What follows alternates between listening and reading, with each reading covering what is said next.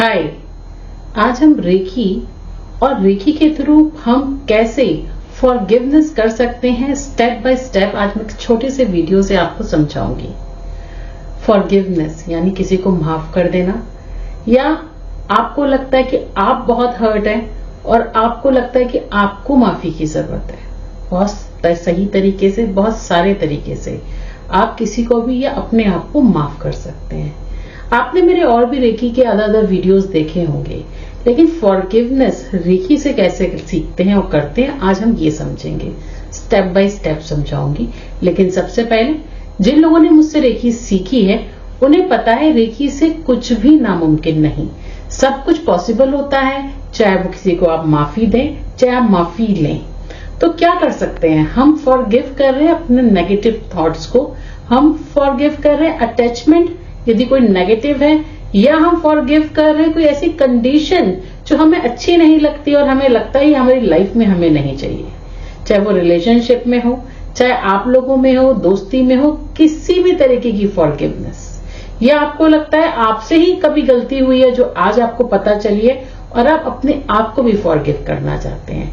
तो सबसे पहले समझते हैं क्या करते हैं। इसके अंदर फीलिंग्स का होना बहुत जरूरी है। तो सेल्फ रिफ्लेक्शन आपका बहुत क्लियर होना चाहिए। तो क्या करना है, आपको सबसे पहले रेखी को समझना है और वहां पे रेखी के चौकोरे सिंबल से सबसे पहले क्लिंस कर लेना है। क्या फॉरगिव करना चाहते हैं उसे एक्नॉलेज करना है कि हमें क्या फॉरगिव करना है।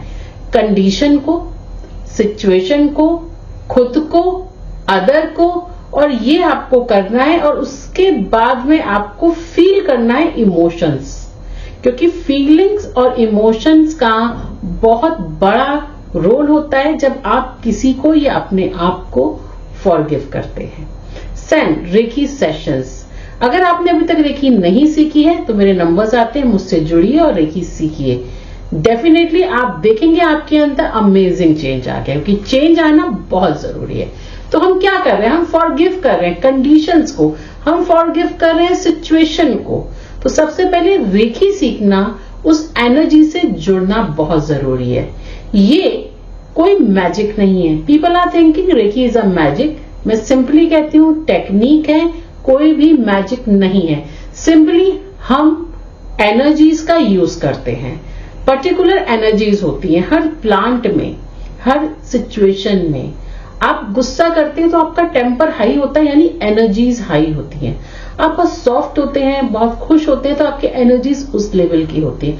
आप चेयरफुल होते हैं तो आपकी एनर्जीज उस लेवल की होती हैं। तो एनर्जीज को समझना बहुत जरूरी है।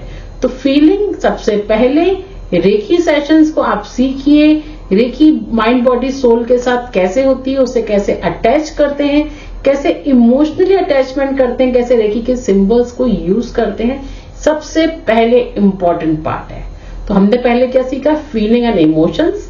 Then second point is reiki sessions, जो आपको आना ही चाहिए। आपको पता होना चाहिए हमें किस समय, किस सिचुएशंस में कैसे एनर्जीज देनी है। देन अब बात करते हैं practice. Practice very important role जो रेखी के अंदर आती है। लोग छोड़ देते हैं, फिर करते हैं, एनर्जीज उस तरीके से महसूस नहीं होती। कई बार आप मुझसे सवाल करते हैं हमने 5 साल 10 साल पहले सीखी थी, क्यों छोड़ दी, अब क्या करें? मैं आपसे कहूंगी उसे फिर रिचार्ज कराइए, एनर्जीज एक्सचेंज कीजिए किसी हीलर्स के साथ में, और वापस से आप अपने उस एम्प्टी जगह को उसको वापस से भर लीजिए। तो सबसे पहले हम एनर्जीज हमने सीख ली। उसके बाद में हमें रेखी के स्टेप बाय स्टेप्स फॉलो करते हैं, जैसे रेखी टेक्निक्स। अब हम सेल्फ हीलिंग को समझते हैं कि सेल्फ हीलिंग क्या है। सेल्फ हीलिंग यानी कि अपनी खुद की हीलिंग करना। यूज रेखी जेंटल सिंबल्स और release the anger, release the pain. Transparency होनी चाहिए जब आप किसी को रेखी दे रहे हैं या आप उस सिचुएशन को होल्ड करके उसे रिलीज कर रहे हैं। तो आपको उस टेक्निक को आना चाहिए कैसे हम पेन, सफर या कोई भी जेंटल सिचुएशन है उसे रिलीज करें। तो ये बहुत क्लियर होना चाहिए। देन सेकंड पार्ट इसका आता है अफर्मेशंस। अफर्मेशंस यानी वे ऑफ, जो आप स्पीच आप दे रहे हैं। आई एम वर्दी for love and forgiveness, I release my all attachment and negativity. तो इस तरीके से अफर्मेशंस आपको बोलनी है। I am a money magnet is a money affirmation.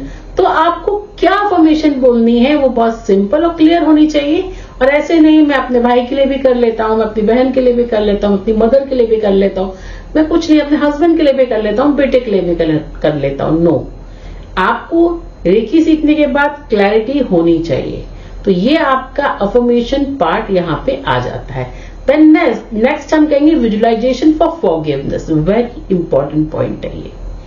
जैसे कि कोई मेंटल स्ट्रेस नहीं होना चाहिए, इमेज उस पर्सन की बिल्कुल क्लियर होनी चाहिए। आप जब भी ये काम कर रहे हैं फॉरगिवनेस के भाव से कर रहे हैं कि उस पोजीशन जहां पर आपको लगता है प्रॉब्लम हुई है उस सिचुएशन को याद करके फॉरगिव कर रहे हैं। ऐसा नहीं है कि आप कुछ भी कर रहे हैं। देन एनलाइटमेंट और जो रेकी के रिचुअल्स हैं उन्हें आपको फॉलो करना है ड्यूरिंग दिस फॉरगिवनेस सेशन और रेकी सेशंस। आप रेकी बाय द हैंड और दे रहे हैं तो hold your energy by the hand, और if you are using any wand तो आपको वॉन्ड से एनर्जी यूज करनी है। If you are giving any chakras पे आप जैसे हार्ट चक्रा पे तो विजुलाइज करके उस पर्सन को हार्ट चक्रा पे एनर्जी देनी है, देन आपको रिलीज करना है। कुछ भी आप रेकी में एज अ नेगेटिव यूज नहीं कर सकते। मैं बहुत स्ट्रिक्टली इस चीज को समझाती हूँ। हमें फॉरगिव करना है उस सिचुएशन को, उस बात को, तो हमारे पॉइंट्स बहुत क्लियर होना चाहिए। देन रिलीज एंड लेट गो।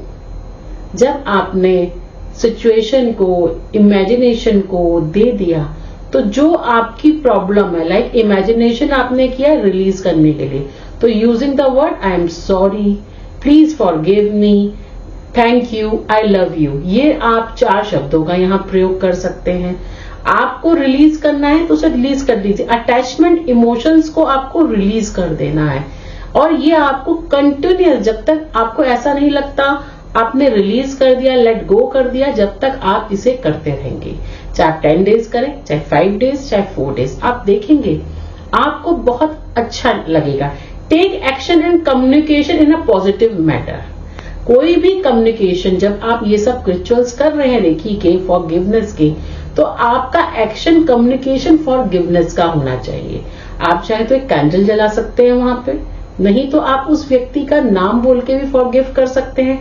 आपको सिर्फ जैसे ही आप वाइब्रेशंस क्रिएट करेंगे पॉजिटिव, वो तुरंत रिलीज करेगा उस पेन को, उस सफर को। वो समझेगा कि ठीक है माफ किया, और धीरे धीरे उस व्यक्ति के अंदर भी चेंज आएगा। क्योंकि फॉरगिवनेस इज वेरी इंपॉर्टेंट। यदि आप छोटे हैं तो I am sorry, please forgive me, thank you, I love you, ये 4 शब्द बोलने में कुछ नहीं होता। आपको अपने आप को भी फॉरगिव करना है, क्योंकि उस सिचुएशन में कहीं ना कहीं आपसे भी गलती हुई होगी। कई बार सामने वाले व्यक्ति से पहले गलती होती है, आप उसे समझाते हैं, नहीं वो समझता, तो आपको भी ये समझना है। उसे वो सिचुएशन यदि नहीं समझी है तो भी आपको फॉरगिव करना है। कभी कभी हम चाहते हैं हम उस व्यक्ति से हमेशा के लिए दूरी बना लें।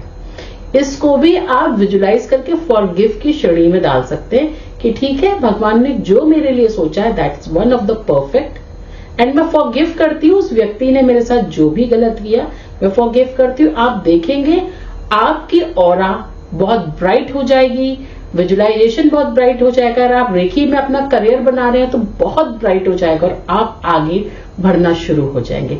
These are the simple step forgiveness with the power of reiki. आप कैसे कर सकते हैं, नेक्स्ट ऐसे ही वीडियो में फिर से मुलाकात होगी।